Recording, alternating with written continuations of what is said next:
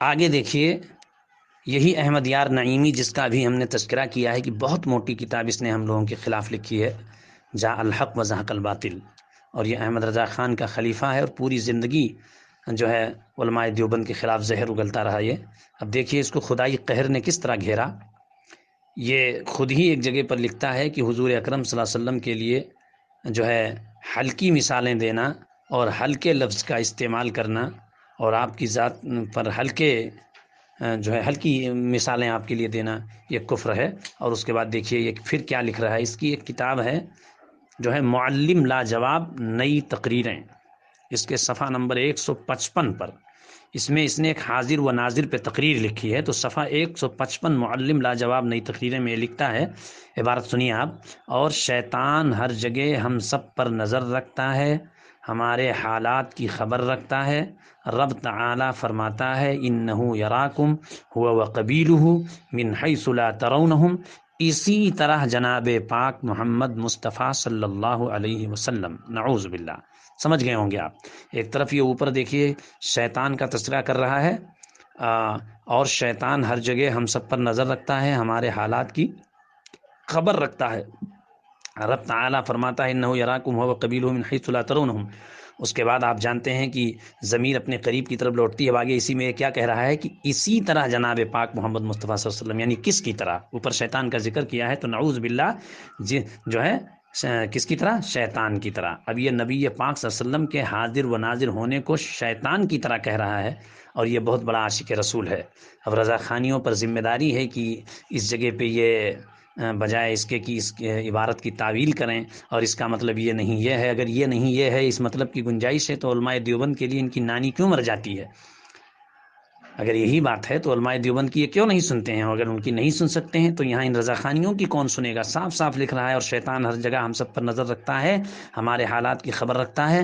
رب تعالیٰ فرماتا ہے انہ یراکم هو وقبیلہ من حیث لا ترونہم۔ اسی طرح جناب پاک محمد مصطفیٰ صلی اللہ علیہ وسلم، معلم لاجواب نئی تقریریں، صفحہ 155، اس میں صاف صاف اس نے اپنے اصول پر، ہم اپنا کوئی اصول نہیں بیان کر رہے ہیں، ان رضا خانیوں نے علماء دیوبند کو کافر مرتد بنانے کے لیے جو جگہ جگہ اپنی کتابوں میں اصول لکھا ہے، اور جو موٹی موٹی کتابیں علماء دیوبند کے خلاف لکھی ہیں اس میں جو ان کو کافر بنانے کے لیے، گستاخ رسول ٹھہرانے کے لیے جو قوانین بنائے ہیں، ان قوانین کی روشنی میں اس عبارت میں صاف صاف گستاخی ہے، اور اس نے نبی پاک صلی اللہ علیہ وسلم کی شان میں گستاخی کی ہے۔ ٹھیک ہے، حضرت اقدس مولانا اشرف علی تھانوی رحمۃ اللہ علیہ کی عبارت کو لے کر خوب واویلا مچاتے ہیں یہ، اور یہ بھی مچاتا تھا۔ اب یہ حضرت اقدس کی کرامت ہے کہ شکاری اپنے جال میں خود ہی پھنس گیا۔ حضرت تھانوی کی عبارت تو بے غبار ثابت ہوئی، اور یہ مفتی خود ہی نبی کے حاضر و ناظر ہونے کو شیطان کی طرح کہہ کر آپ صلی اللہ علیہ وسلم کی سخت گستاخی اور توہین کا مرتکب ہوا، جس میں اس کے اپنے ہی بنائے ہوئے اصول کے مطابق تعویل کی کوئی گنجائش نہیں ہے، کیونکہ الفاظ بالکل صریح اور صاف ہیں، اور احمد رضا خان بریلوی نے لکھا ہے کہ لفظ صریح میں تعویل نہیں سنی جاتی۔ اب اتنی صریح اور صاف عبارت ہے، اب کفر کے لیے اور کیا چاہیے ان رضا خانیوں کے اصول پر؟ آگے دیکھیے، یہی شخص جو ہے نور العرفان، اس کی ایک تفسیر ہے، اس کے صفحہ نمبر 432، پارہ نمبر 18، سورۃ الفرقان، آیت نمبر 1، حاشیہ نمبر 8، یہی احمد یار نعیمی حضور اکرم صلی اللہ علیہ وسلم کی مثال کتے سے دے رہا ہے، کتے سے۔ اب دیکھیے اس جگہ کیا لکھتا ہے، حضور صلی اللہ علیہ وسلم جو اپنی عبدیت میں ایسے مشہور ہیں کہ اس خاص لفظ سے، عبدہ یعنی جو لفظ آتا ہے، اس خاص لفظ سے ہر ایک کا خیال حضور کی طرف جاتا ہے۔ خیال رہے کہ عبد اور عبدہ میں بڑا فرق ہے۔ عبد تو رحمت الہی کا جو ہے منتظر ہے، اور عبدہ جس کی عبدیت سے اللہ تعالیٰ کی شان الوہیت ظاہر ہو۔ حضور بے نظیر بندے ہیں صلی اللہ علیہ وسلم، کلب یعنی کتا ذلیل ہے، مگر اصحاب کہف کا کتا عزت والا ہے۔ نعوذ باللہ من ذالک، نقل کفر نباشت، استغفر اللہ۔ یہاں حضور اکرم صلی اللہ علیہ وسلم کی عبدیت کو سمجھانے کے لیے اس رضا خانی نے کتے کی مثال، یہ زندگی بھر ٹھیکہ اٹھائے رہا جو ہے عشق و محبت کا، اور عاشق رسول بنا بیٹھا رہا اور دوسروں کو کافر بناتا رہا، لیکن سرکار دو عالم صلی اللہ علیہ وسلم کی عبدیت کو سمجھانے کے لیے یہ شخص کتے کی مثال دے رہا ہے۔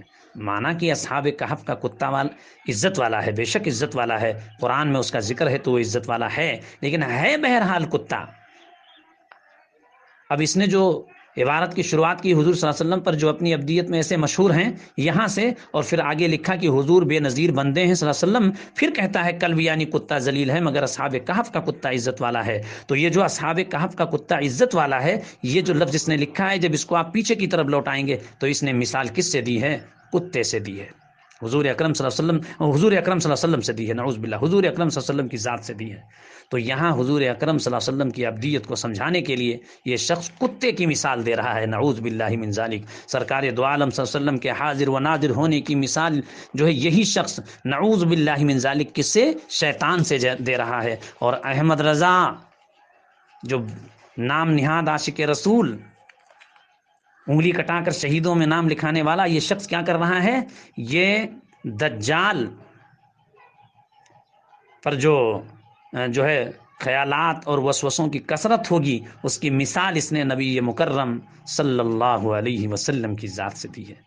آگے دیکھیے جاء الحق صفحہ 176، اس پر یہ کیا لکھتا ہے؟ یہ کیا لکھتا ہے؟ آپ حضرات خوب جانتے ہیں کہ جو ہے شکاری جو ہوتا ہے وہ جانوروں کو شکار کرنے کے لیے جو آواز نکالتا ہے، تو وہ اصل شکاری جانور تو ہوتا نہیں ہے، لیکن جانوروں کو دھوکہ دینے کے لیے محض ایک جانور کا روپ دھار لیتا ہے. ایک جو ہے جانوروں کا روپ دھارے ہوئے ہوتا ہے، وہ جانور تو ہوتا نہیں لیکن آواز جو ہے شکار کرنے کے لیے نکالتا ہے.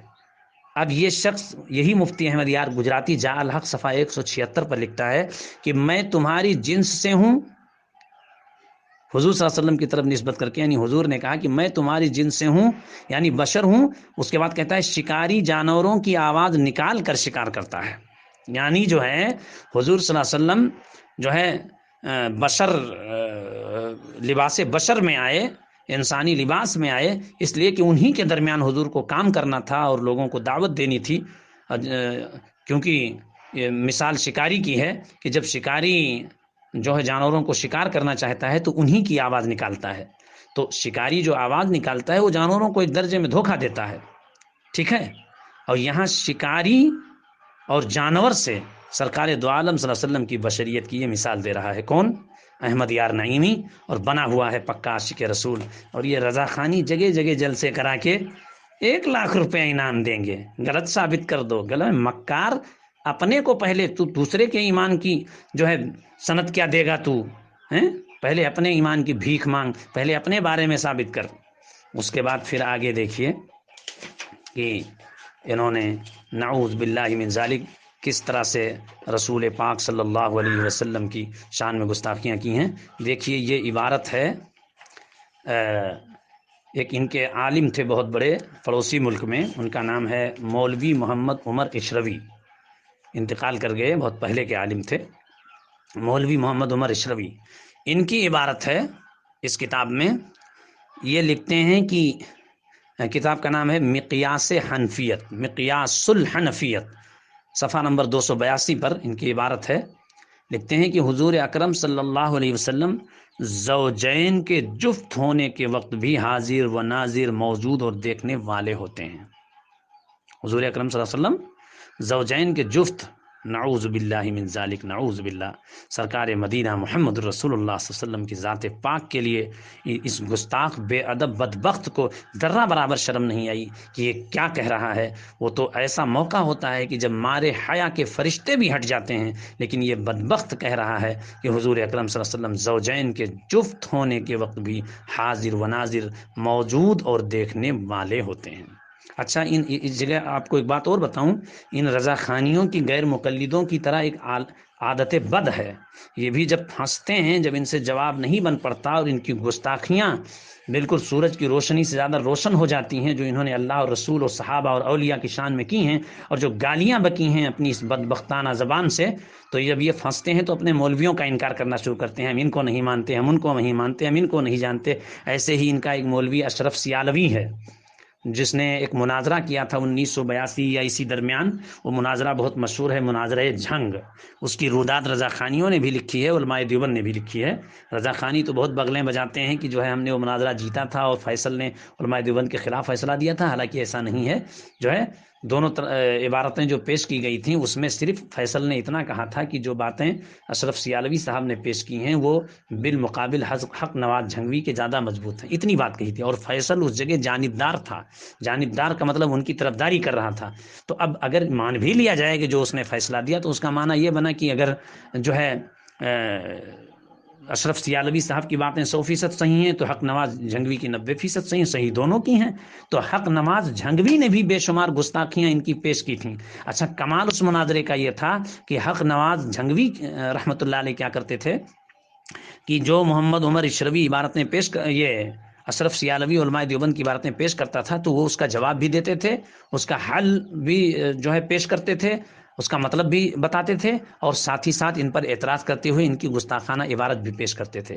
اور وہ کیا کرتا تھا، صرف علماء دیوبند پر اعتراض کرتا چلا جاتا تھا، لیکن جو وہ اس کا جواب دیتے تھے، اس کا جواب وہ جو ہے بھلے ہی اپنے اعتبار سے کچھ پیش کرے، لیکن جو اعتراض کرتے تھے کہ تمہاری کتاب میں یہ ہے، تمہاری کتاب میں یہ ہے، تمہاری کتاب میں یہ ہے، تو اس کا جواب وہ شخص نہیں دیتا تھا۔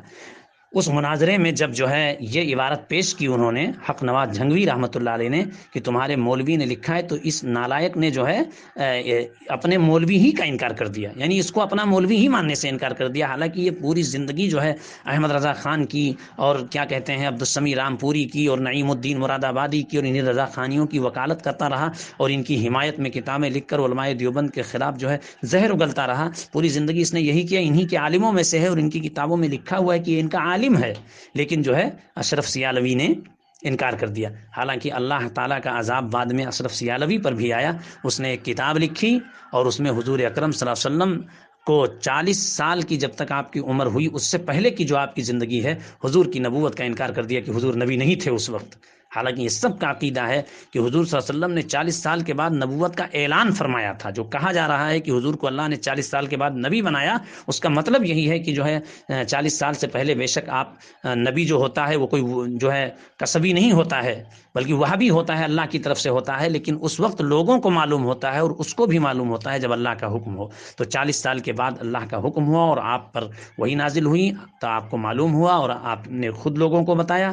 جو ہے اس سے پہلے آپ کی وہ نبوت اس طرح ظاہر میں نہیں تھی، باطن میں تھی، لوگوں کو معلوم نہیں تھا، بلکہ حضور کو خود کو معلوم نہیں تھا۔ یہ رضا خانیوں کی کتاب میں لکھا ہے، کوئی فتویٰ نہ لگائے کہ یہ کہہ رہے ہیں حضور کو خود کو معلوم نہیں تھا، بلکہ ان کی کتابوں میں بھی لکھا ہوا ہے جو ہے۔ تو اس سے پہلے نبی بہرحال نبی ہوتا ہے۔ تو اشرف سیالوی نے کیا کام کیا کہ جو ہے حضور صلی اللہ علیہ وسلم کی نبوت کا 40 سال پہلے کی عمر میں انکار کر دیا کہ اس وقت حضور نبی نہیں تھے، اور نبی اس وقت بنائے گئے جب غار حرا میں آپ پر وہی نازل ہوئی۔ تو ان کے مولویوں نے خود ہی اشرف سیالوی کے خلاف 10 کتابیں لکھ ڈالیں اور اس کو گمراہ اور بدعقیدہ قرار دیا، اور نبوت مصطفیٰ ہر آن ہر لہجہ اور کس کس نام سے کتابیں لکھیں۔ تو گویا جو ان کی طرف سے مناظرہ کرنے بیٹھا تھا وہ آگے چل کر خود ہی گمراہ اور بدعقیدہ ہو گیا۔ یہ علماء دیوبند کی کرامت ہے۔ تو یہ جو ہے رضا خانیوں کی ایک عادت ہے کہ اپنے مولویوں کا انکار کرنا، یہ ہمارا نہیں، ہمارا نہیں، غیر مقلدوں کی طرح جب پھنسنے لگیں یاد رکھیے ان کا مولوی ہے، اور لکھتا ہے کہ حضور اکرم صلی اللہ علیہ وسلم زوجین کے جفت ہونے کے وقت بھی حاضر و ناظر موجود ہوتے اور دیکھنے والے ہوتے ہیں، نعوذ باللہ۔ کتاب کا نام ہے مقیاس الحنفیت، صفحہ 282۔ اچھا، آگے ایک گستاخی دیکھیے۔ احمد رضا خان جو ہے الملفوظ حصہ سوم صفحہ 486 پر لکھتا ہے کہ سیدی عبدالباقی زرقانی فرماتے ہیں انبیاء علیہم السلام کی قبور مطہرہ میں ازواج مطہرات پیش کی جاتی ہیں اور وہ ان کے ساتھ شباشی فرماتے ہیں، نعوذ باللہ من ذالک۔ اب رضا خانیوں کا جواب اس جگہ یہ ہے کہ یہ تو عبدالباقی زرقانی کی عبارت ہے، حضرت کو کیوں مورد الزام ٹھہرا رہے ہو؟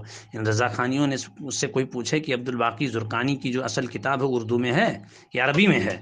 اگر وہ اردو میں نہیں ہے تو پھر یہ شباشی کا لفظ عبدالباقی زرقانی کا ہے، اور اگر کوئی رضا خانی کہے کہ اس میں عبارت ہے اس کا اعلیٰ حضرت نے ترجمہ کیا ہے، تو میں کہتا ہوں کہ احمد رضا خان نے قرآن کریم کی کتنی آیتوں کا ترجمہ صرف اس لیے بدل دیا ہے کہ رضا خانیوں کا کہنا یہ ہے کہ اس جگہ اگر اصل آیت کے مطابق ترجمہ کر دیا جائے تو شان الوہیت میں گستاخی ہوتی ہے، حالانکہ ایسا کچھ نہیں ہے۔ اصل آیت کے مطابق ترجمہ کر دیں اور اس کا صحیح مفہوم آپ بیان کر دیں اور صحیح مطلب بیان کر دیں تو کوئی گستاخی نہیں ہے۔